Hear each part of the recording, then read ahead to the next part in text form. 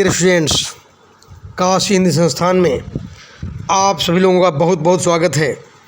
आज के इस विशेष वीडियो में मैं आईसीएसई भिक्षुक कविता का यानी जो विशेष प्रश्न है इस कविता में उसका मूल्यांकन करूंगा। यानी ये कविता प्यारे बच्चों सूर्यकांत त्रिपाठी निराला जी की एक प्रसिद्ध कविता है। पूरी की पूरी कविता प्रगतिवादी चिंतन पर आधारित है और इसमें क्या महत्वपूर्ण प्रश्न बनेंगे इसका मूल्यांकन होने जा रहा है। प्यारे बच्चों, पहला जो कंटेस्ट है, अवतरण है, ध्यान सुने। चल रहा लकुटिया टेक, ध्यान दो प्यारे बच्चों, पूरा का पूरा पहले पैसेज में पढ़ दूँ।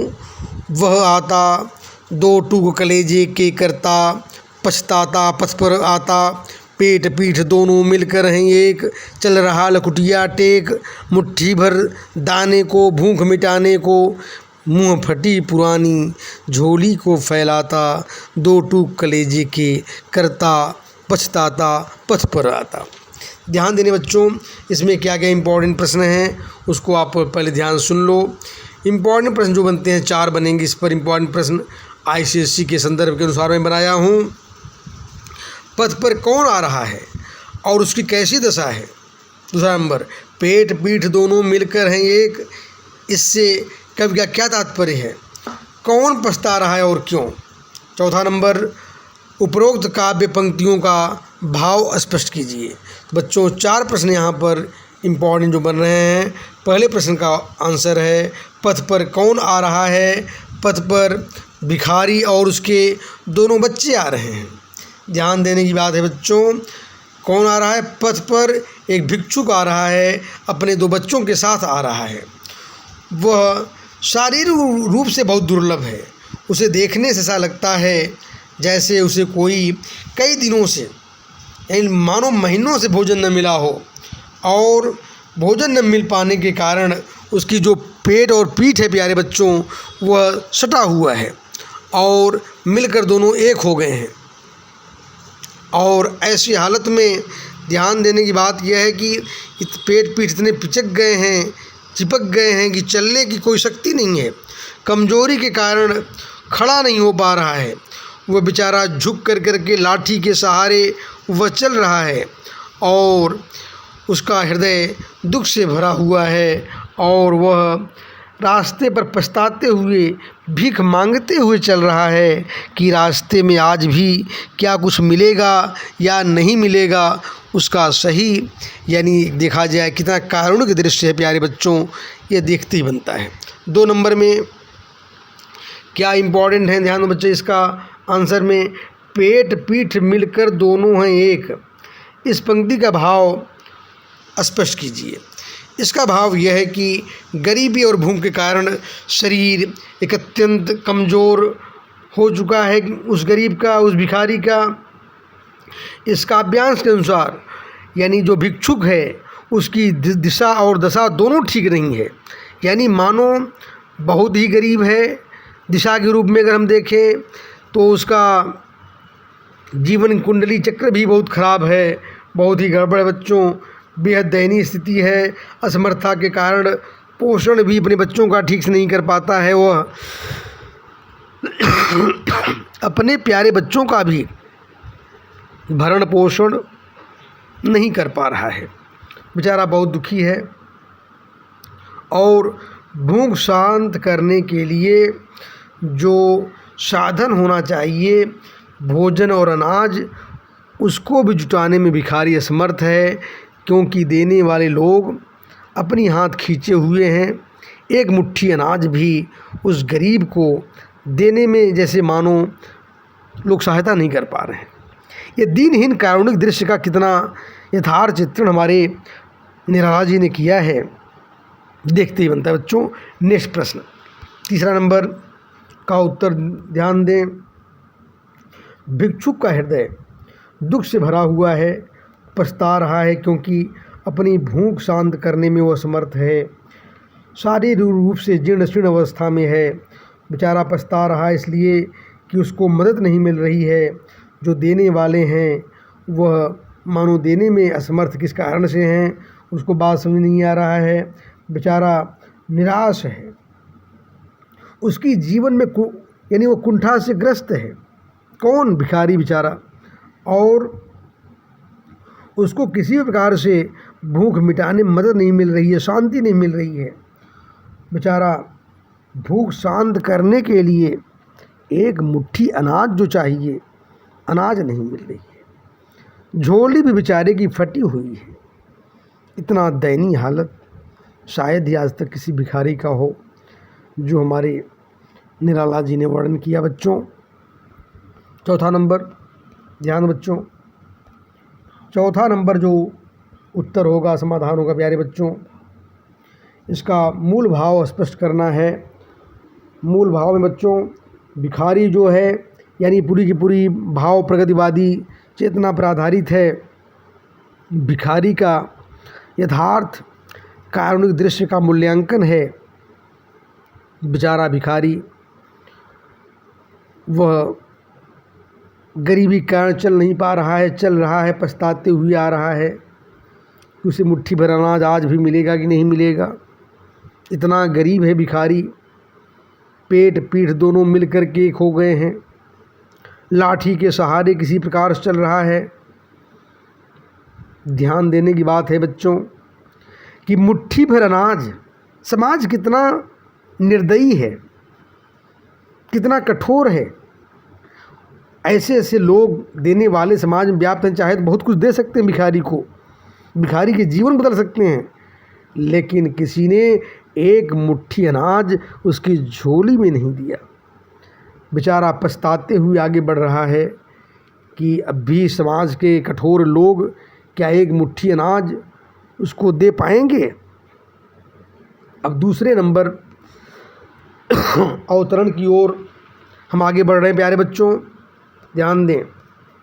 दूसरा नंबर जो अवतरण है,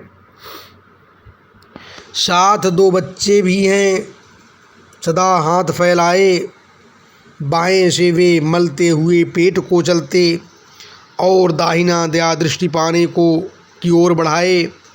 भूख से सूख ओठ जब जाते, दाता भाग्य विधाता से क्या पाते, घुट आंसुओं के पीकर रह जाते। ध्यान देने बच्चों इसमें इस सेकेंड स्टेंजा में 4 प्रश्न इम्पॉर्टेंट हैं। उन चारों प्रश्नों को मैं पढ़ रहा हूँ, ध्यान सुने। भिखारी के साथ कौन थे और उसकी क्या दशा थी? आंसुओं की घूंट पीना मुहावरे का अर्थ क्या है? दादा भाग्य दादा से क्या पाते? इस पंक्ति का भाव स्पष्ट कीजिए और उपरोक्त पद्यांश का केंद्रीय भाव स्पष्ट कीजिए। 4 प्रश्न इम्पॉर्टेंट है प्यारे बच्चों। अब इसका आंसर भी आप लोग जान लें। पहले नंबर का आंसर ध्यान दें। भिखारी के साथ उसके दो प्यारे बच्चे हैं। भूख के कारण दोनों बच्चे बहुत परेशान हैं, बहुत भूखे हैं। कई दिनों से अनाज नहीं मिला है। लोग कल्पना नहीं कर सकते प्यारे बच्चों, लोग एक मीटिंग व्रत रहते हैं, एक दिन व्रत रहते हैं तो लोगों की हालत ख़राब हो जाती है, नानी याद आने लगती है। लेकिन उस गरीब भिखारी और उसके दोनों बच्चों की क्या हालत होगी।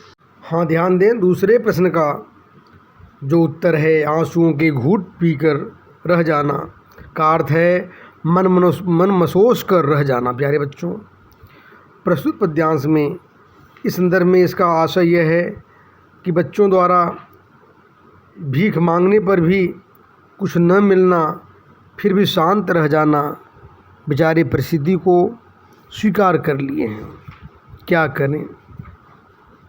अगला प्रश्न का आंसर प्यारे बच्चों, तीसरे नंबर का, इस पंक्ति का भाव यह है कि भीख मांगते हुए बच्चों की सहायता ईश्वर भी नहीं करता, उन्हें अपने हालात पर जीवित रहना पड़ता है कि तरह तरह के दुख स्वयं भोगने पड़ते हैं। यानी इन बच्चों को या किसी को भी अपनी परिस्थितियों को स्वयं हल करना पड़ता है। प्यारे बच्चों, कवि का मानना है कि भिक्षुक के 2 बच्चे जो दया के पात्र हैं, जिसकी सहायता करनी चाहिए, परंतु कोई उसकी मदद नहीं करता है।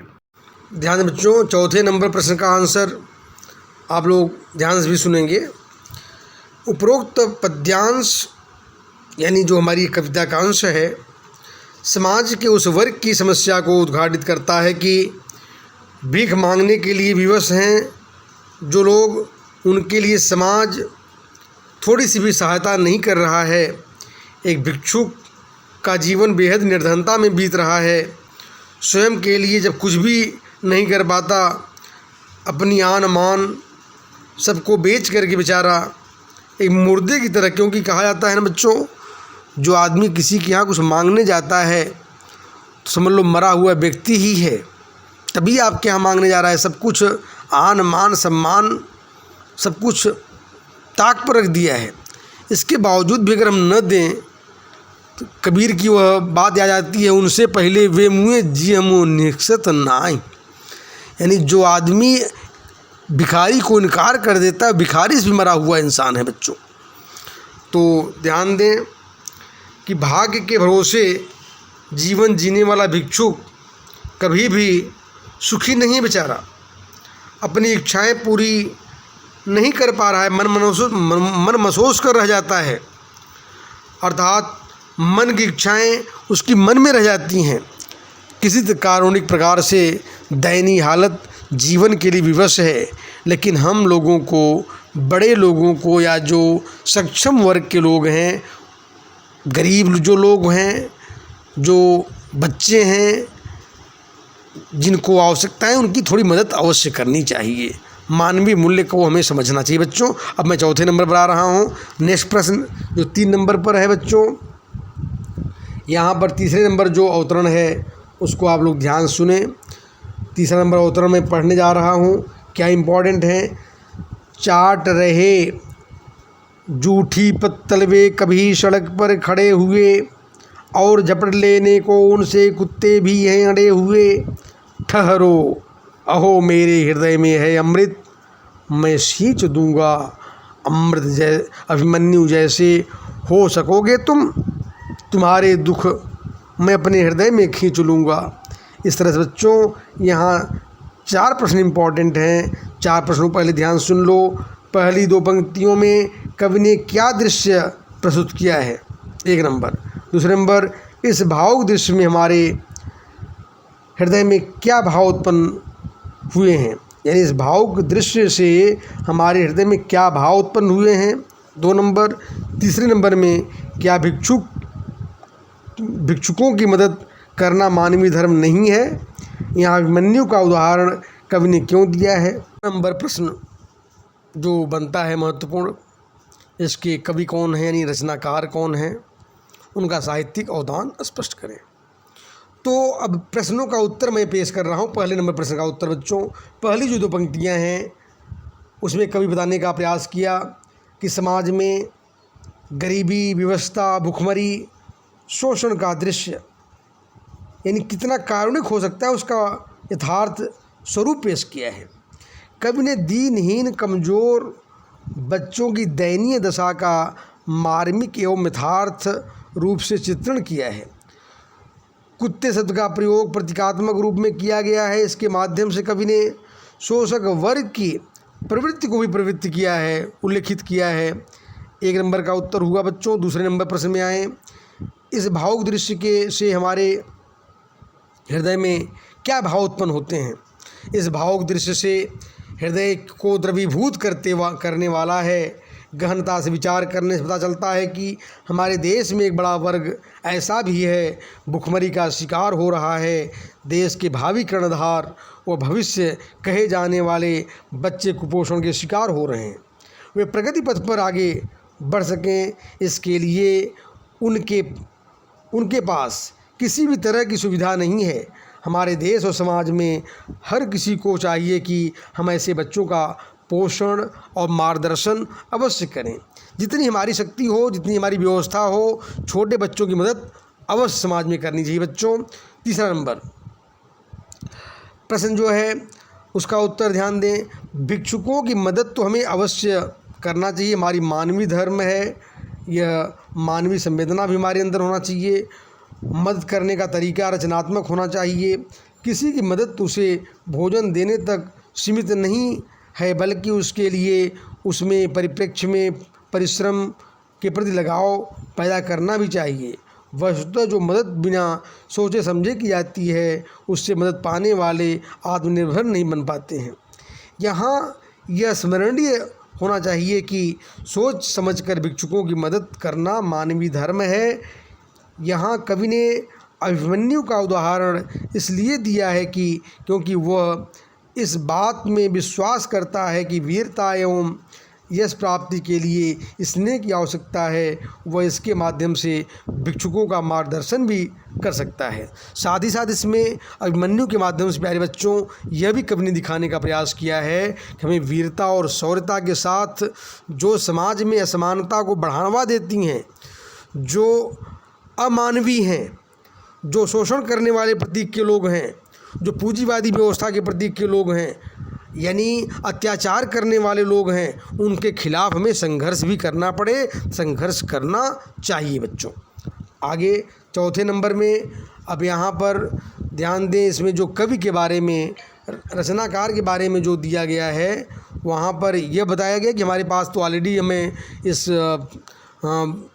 जो हमारे पास प्रीवियस वीडियो हैं, मैं उसमें साहित्यकार के बारे में, रचनाकार के बारे में, उनकी साहित्यिक कृतियों के बारे में सब बखूबी वर्णन कर चुका हूँ। तो यह भी इसका भी आंसर, यानी मेरे इस जो चैनल में जो प्रीवियस वीडियो हैं वहाँ पर इसका लिंक आपको मिल जाएगा प्यारे बच्चों।